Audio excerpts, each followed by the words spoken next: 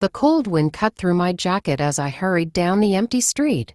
It was late. Too late to be walking alone, but I had no choice. My phone battery had died, and the last bus had already left. I clutched my bag tightly and quickened my pace, my boots clicking against the pavement. That's when I heard it.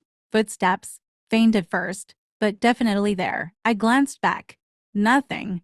The dim street lights cast long shadows, stretching the darkness further than it needed to go. My heart pounded as I told myself I was imagining things. But then I heard it again closer. I turned a corner sharply, hoping to lose whoever was following me. But the footsteps quickened too. A shiver ran down my spine. This wasn't my imagination. Someone was there, watching, following. My pulse raced as I looked for a place to hide. There was a narrow alleyway ahead, dark and uninviting, but it was my best shot. I darted in, pressing myself against the wall, barely breathing. Silence.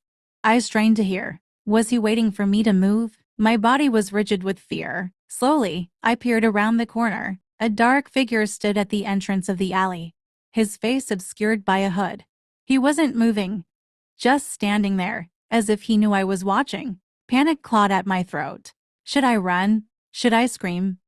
Before I could decide, the figure took a step forward, then another. I was trapped. My heart pounded in my ears. I braced myself when suddenly, a voice called out, "Anya!" I froze. The figure hesitated, then lifted his hood slightly.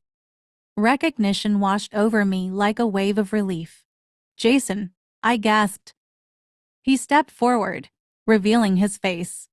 "My coworker, my friend. I saw you walking alone and thought I'd walk you home. You left your scarf at work." He held up the soft fabric in his hands, his expression full of concern. My knees nearly buckled from the adrenaline still coursing through my veins. "You scared me half to death." I breathed, clutching my chest. Jason's eyes widened with guilt. "I'm so sorry. I didn't mean to creep you out." The tension in my body melted into laughter, nervous, relieved laughter. I took my scarf and wrapped it around my neck, letting out a deep breath. "Well, you were lucky I didn't start swinging my bag at you," Jason chuckled. "I would have deserved it." We started walking together, the weight of fear lifting with every step. The once threatening night now felt a little warmer, a little safer.